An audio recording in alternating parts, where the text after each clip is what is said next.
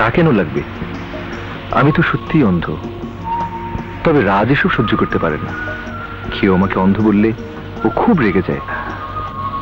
আপনাদের দুজনের বন্ধুত্ব দেখে আমি খুব মুগ্ধ। আচ্ছা, একটা কথা বলি। মনে কিছু করবেন না তো? না। আপনার চোখ কি জন্ম থেকেই অন্ধ? না, তখন দেশে খুব আন্দোলন হচ্ছিল। ওই আন্দোলনের সময় আমার বাবার শরীরে গুলি লাগে।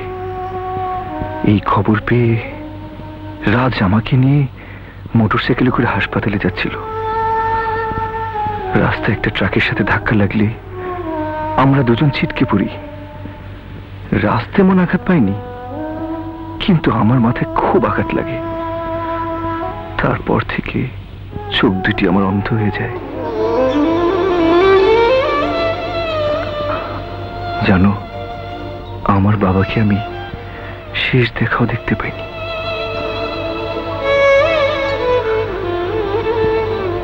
তখন থেকেই রাজের ধারণা তার জন্যই বোধহয় আমি অন্ধ হয়েছি। এই জন্যই কেউ আমাকে অন্ধ বললে রাজ সহ্য করতে পারে না। আপনার বাড়িতে আর কে কে আছেন? আমি আর আমার মা। আপনাদের একজন বন্ধু হতে চাই। Why not? সে তো খুবই ভালো কথা।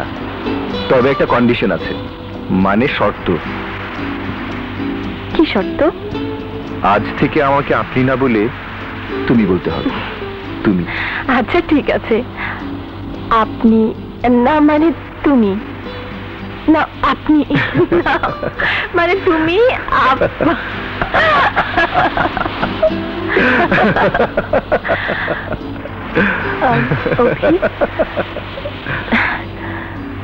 তোমার চুলটা ব্যাক ব্রাশ করলে সুন্দর লাগবে। আচ্ছা দি, মাইন্ড করবে না তো? না না, মাইন্ড করবো কেন? চলো তাহলে ওই দিকে যাই। হ্যাঁ এসো।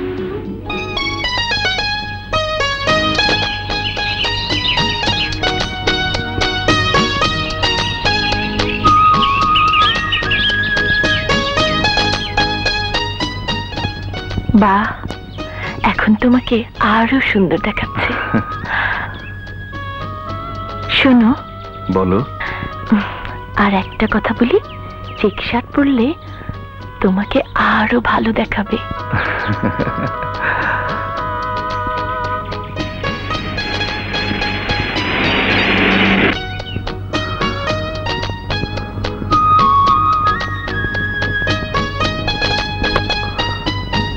স্মৃতি কেমন করে চুল আছড়ে দিল, আমার আচরণটা ঠিক তেমন হলো কিনা দেখতেই তো পাচ্ছি না।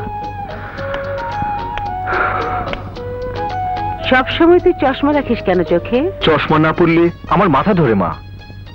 ছোটবেলা থেকেই তো তোমরা আমার চোখে চশমা দিয়েছো। অন্ধ হলাম তো সেদিন। অভি, খেতে খেয়ে নে বাবা। আজকাল তো তোর খাওয়া দাওয়া ঠিক মতো হচ্ছে না মা, আমি খাবো না। কিরে, এখনো তৈরি হসনি? হ্যাঁ। হ্যাঁ?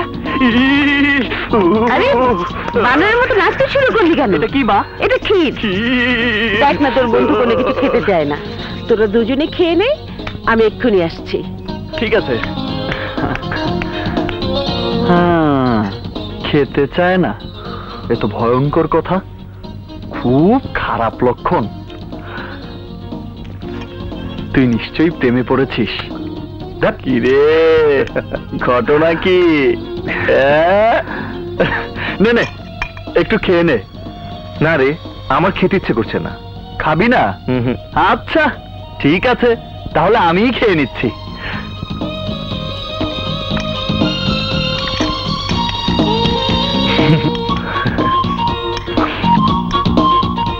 চল রাত। সে কি রে, তুই একাই সব খেয়ে ফেললি? হ্যাঁ, ও খাবে না মা, তাই ওরটা আমিই খেয়ে ফেললাম। বুঝলে মা, আমি হচ্ছি ওর বডিগার্ড। আরে আমার বডি ঠিক না থাকলে চলবে কি করে?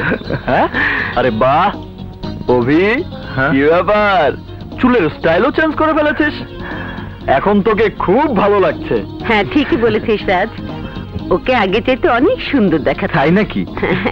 কিন্তু চেক শার্ট পরলে আরো আরো সুন্দর লাগতো, কিন্তু মা ধুয়ে দিয়েছে।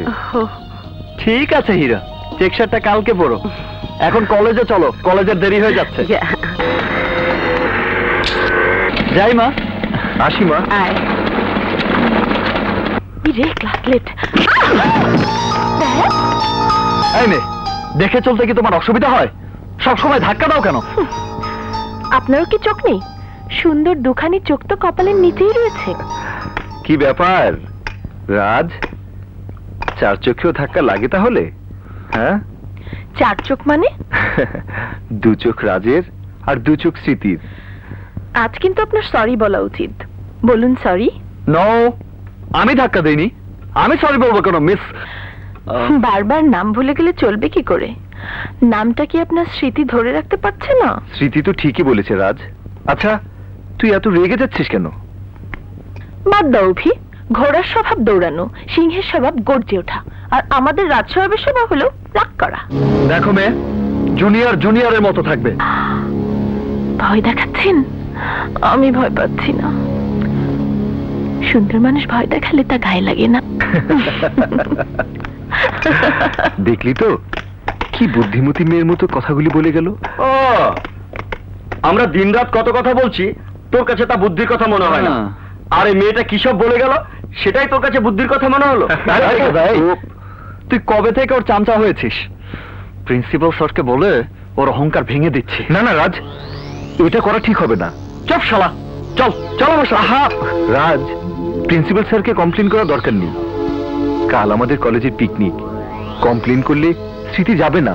চিঠি যাবে না মানে রিনাও যাবে না, রিনা যাইবে না মানে বিনাও যাইবে না, বিনা যাবে না মানে মিনাও যাবে না, শেষে কোনো মেয়ে যাবে না। আর মেয়েবিহীন পিকনিক একেবারে শুকনো মরুভূমি হয়ে যাবে। দোস্ত, একটু দয়া কর। আচ্ছা, আমি তোদের পিকনিকেই যাব না। হ্যাঁ? কি হলো রাজ, তুই এখনো ঘরে বসে আছিস? পিকনিকে যাবি না? বলেছি তো আমি পিকনিকে যাব না। যাবি না মানে তুই ছাড়া কি পিকনিক জমবে? হ্যাঁ দোস্ত, চল না রাজ, চল দোস্ত। ও, আমি বলেছি না যাব না। রাজ, এই রাজ, না, চল না দোস্ত। আরে চল তো।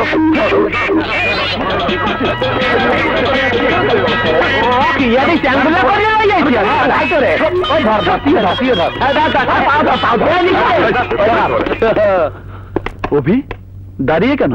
আয়, বস। থ্যাঙ্কস। কিরে, স্মৃতি আসেনি? তোমার সাথে হেরে গিয়ে স্মৃতির মন খারাপ, সেই জন্য আসেনি। ইয়া! ভালোই হয়েছে আসেনি।